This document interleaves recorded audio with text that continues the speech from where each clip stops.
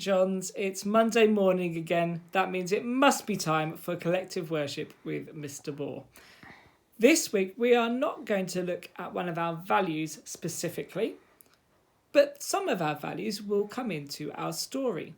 Now, when Jesus wanted to share something really important, he knew that if he just told people, they might not understand. So he told stories called parables. And today we're going to look at one of those parables together.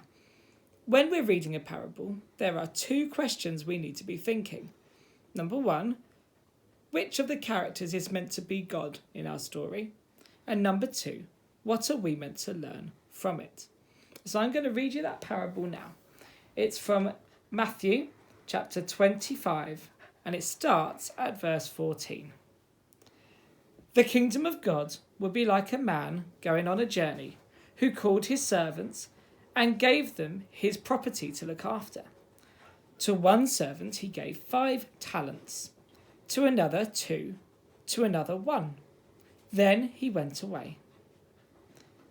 He who'd received the 5 talents went at once and traded with them, and he made 5 talents more. So also did the one with 2 talents make 2 more. But he who'd received the 1 talent went and dug in the ground and hid his master's money. Okay, I need to explain one of those words, and that word is talent. Now, in these times, talent was an amount of money, and that amount of money was about 20 years of wages.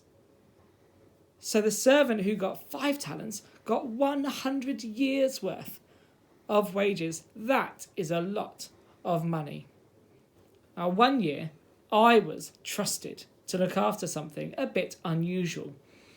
Some friends of mine were going on holiday, so they offered their house to me for the week. The only thing I had to do was to make sure I looked after their plants and their chickens. Now, I'd never looked after plants or chickens before, but I was really excited to try it out. But with that excitement was a bit of fear. I was nervous. What would happen if I messed it up? I was a bit like the third servant who was so worried about losing the money. He just went and dug a hole in the ground and hid it there and waited until his master returned. Now, we've been given something far more valuable than money.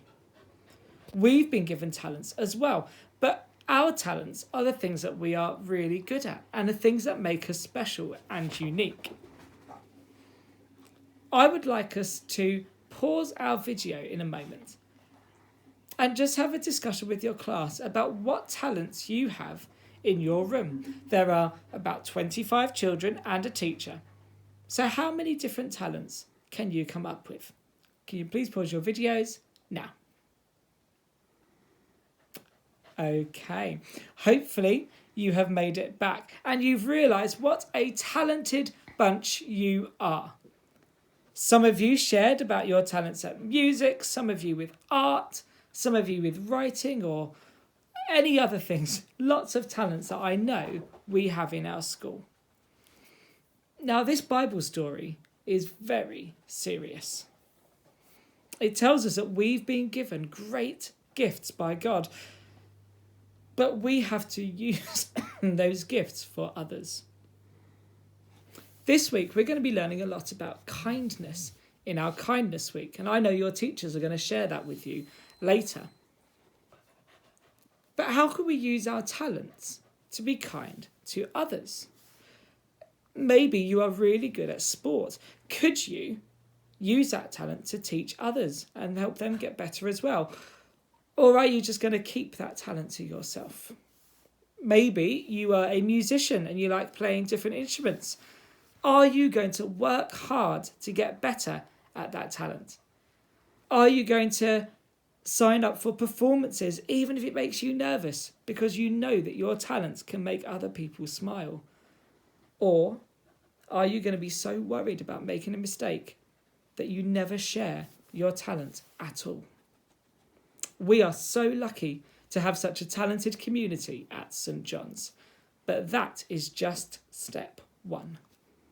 Step 2 is looking for all the ways we can use that to help others.